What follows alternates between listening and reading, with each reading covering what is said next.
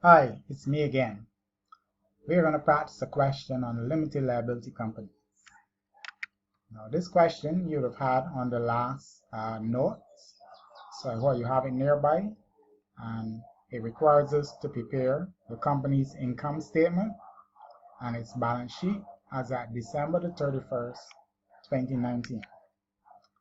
So, do you recall the 6 steps required for doing the income statement? All right, let me help you with that. Step 1, you find your net sales. Step 2, cost of sales. Net sales minus cost of sales will give us step 3, the gross profit. Then we find our additional income sources. Step 5, list all the expenses. And step 6, we take all those expenses from the total income and we will get our net profit. So, on with the income statement. So therefore, to do this income statement, first we have to find the net sales, and then we'll find the cost of sales. So let's look at the question. We know net sales is sales minus returns. There are no returns in the question, therefore our sales is our net sales. Secondly, we want the cost of sales. Now the cost of sales is the opening inventory plus our net purchases, where we know that would be purchases plus carriage minus returns. There is no carriage or returns in the question, so therefore our purchases will be added to the inventory. And then we will take away the closing inventory, the inventory at the end of the year. And that will give us our cost of sales. So let's go and do that. So we enter the sales. Then we're going to enter the cost of sales, which is the inventory plus the purchases, give me the goods available. Take away the closing inventory to get the cost of goods sold, or the cost of sales. So step 3 says take the cost of goods sold from the sales to get the gross profit. Now step 4 requires us to find the additional income. But when we looked at the question, there was no additional income, because if there was, we would have been so instructive. We would see words like received or other revenues or something of that nature, but there's no such thing written here. So hence we bypass step 4 and we go to step 5. And step 5 wants us to list all the expenses. So I can see, as a matter of fact, I can see 1, which is utilities, repairs, 2, insurance, 3, the director's fees. Remember, this company hires people to run a business, so you pay them a fee, so the director's fee. You can see salaries. Then we have the debenture interest, advertising, and over here we have the provision for the depreciation. So those are the expenses that we are going to work on. Now before I move from here, notice that the debenture interest that we paid is $18,000, but the actual debenture is a 10% debenture, which with a value of $300,000. So if it's a 10% debenture, it means we should be paying 10% of this in interest. 10% of $300,000 is $30,000. So that means that we still owe $12,000 more.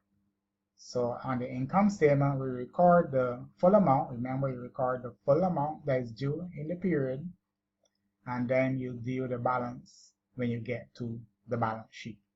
So we go back to the income statement and we're going to enter those expenses.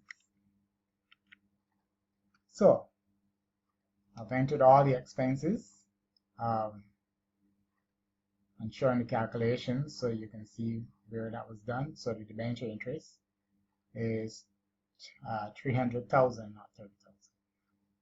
300,000 times 10%, which is 30,000. And the provision for depreciation was done on a straight line, so it's the 970,000 times the 20%. And we add them all together to get the total expenses. So now we know gross profit minus the total expenses will give us the profit. Now this is going to be the profit before the tax, because the question does show that you're required to pay corporation tax. That means the business, the company, this liability company has to pay taxes. So you pay taxes on profits.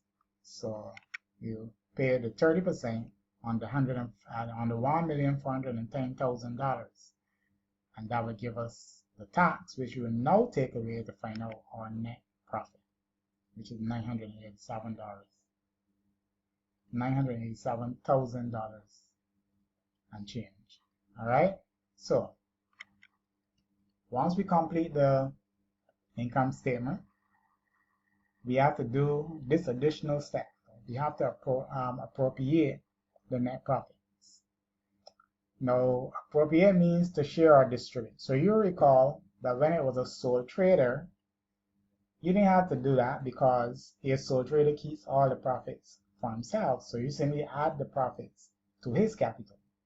When it was a partnership, what you did was you found the ratio in which the partners had agreed to share the profits, and you added that profits onto them. But remember, a limited liability company has thousands of shareholders. So therefore, I don't see how you'd be able to set up a spreadsheet to give each of these some sort of share that you could work on the question. So we can take a different route. First, we're going to transfer the profits to the appropriation account. Then we're going to add any profits that were left over from the period before to give us the total profits available. And then what we will do, we are going to follow the instructions of the question and take out any reserves that were made, and then take out the dividends as instructed. And remember, preference dividends come before ordinary dividends. And then whatever remains is what will be called the retained earnings. So let's do it. So we can first transfer the net profit over here to this statement. Then I'm going to add the profit that was brought forward from the period before onto the question. So now I have the total amount of profits available, $1,027,560. That's what's now available to be distributed according to the instructions of the directors. So the directors had agreed that $25,000 will go to the capital reserve. Remember what a reserve is, right? Money you set aside for some future purpose. So $25,000 will go to that reserve. Then their proposed dividends. Now note carefully, the preference shares are 8% preference shares. That means that they get 8% interest on whatever they've put in. So they've put in $350,000 worth, so they're going to get 8% of that. Meanwhile, the ordinary shareholders, the common shares, are 5 cents per share. So we will need to work out how many shares they actually own and pay them 5 cents each. Okay, so let's tackle that and see where it goes. So I'm going to transfer the capital reserve, so the 25,000 as was instructed. So now 8% of that 350,000 is the dividends being paid to the preference shareholders. So 8% of 350,000 is 28,000. The ordinary shareholders are supposed to get 5 cents per share. Now the total value of the money invested by the ordinary shareholders, if you recall, is only $800,000, and they're paid 20 cents each. So that would mean that if I were to divide the 800,000 by 20 cents, it would show that they had 4 million shares amongst themselves. And 4 million by 5 cents is $200,000. So that's how much will go to the ordinary shares.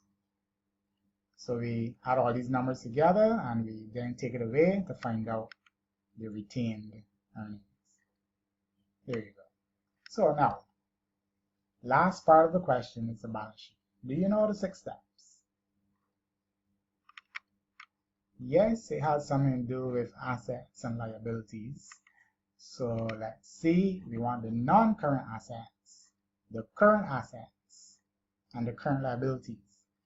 We're going to take the current liabilities from the current assets to get our working capital, that's step 4. Then we're going to take out our non-current liabilities, and the answer we get at the end of all of that operation, we want it to be equal to the equity, which will be all of the shares plus the reserves plus the retained earnings. So let's see. So we take our non-current assets, which was the land and the equipment. Remember, you got to take all the depreciation now and subtract it from that equipment. Then we get our current assets, inventory, trade receivables, and the bank. And our current liabilities, and notice I have not only the accounts payable, but the interest payable. Remember, the debenture was supposed to be $30,000. We only paid 18, so that means we got paid the other 12. The tax, we haven't paid it as yet, so that's also a payable. And the dividends were proposed. That means that they weren't paid as yet either, so they're also payable. So we subtract the current liabilities from the current assets, and we get our working capital, right, which is 402,000 negative. And we're going to adjust to get the net profits to this point, which is 204, by subtracting it from that number there. Then we take away our non-current liabilities, which is the 10% debenture, and we want this to be equal to the equity. So the equity will then have been the shares, right, the 350 and the 100,000, plus the reserves and the retained earnings. And that is how it's done. So there you go. Well done. I know, but keep practicing.